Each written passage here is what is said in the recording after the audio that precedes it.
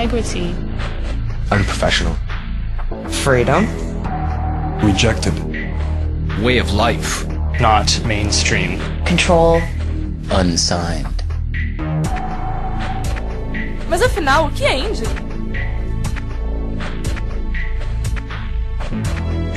Pra mim, é uma arte que independe de patrocínio, né, cara? Basicamente isso. Do grafite ao stencil, passando por stickers e cartazes lambe-lambe, a arte urbana é uma intervenção visual.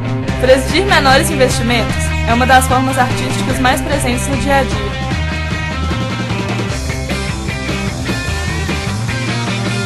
O patrocínio é, muitas vezes, dispensável.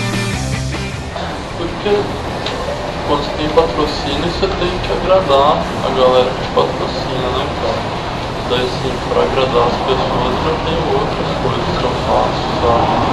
Eu não pretendo ficar rico nem ganhar dinheiro com grafite.